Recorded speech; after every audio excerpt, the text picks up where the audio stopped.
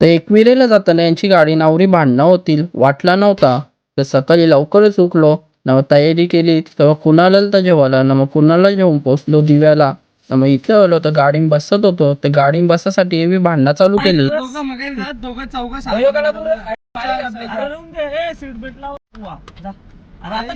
ना मग आता यांचा मॅटर सॉल्व करीत निघलो एकविराईच्या दर्शनासाठी ना आता कॅमेऱ्यामधला तर बघा असं स्माइल करतात.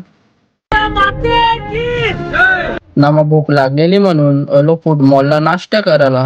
ना मग इथं KFC ला एक कुपन कोड रिडीम करून नाश्ता करून ट्रॅफिकला इग्नोर करीत निघलो पुढच्या प्रवासासाठी.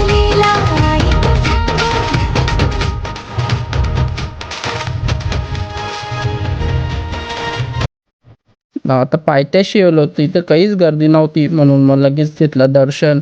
मग दर्शन घेऊन निघलो वरती जावाला. मग वरती आलो तर मग इथं पण काहीच गर्दी नव्हती. इथे एकदम पूर्ण पॉझिटिव्ह फील होत होता. मग लगेच गेलो गाभाऱ्यात दर्शनासाठी.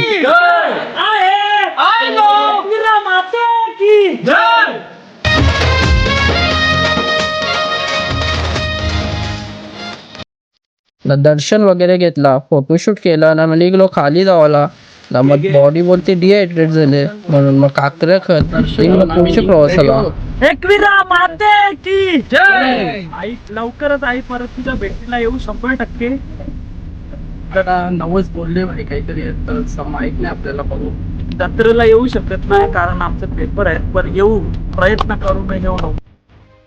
दर्शन लवकरच होलता म्हणून प्लॅन मध्ये चेंज करीत गगनगिरी महाराजांचा मठ बघायला जायचा प्लॅन केला. ना मग पोचलो खोपोलीला गगनगिरी महाराजांचा मठ बघायला.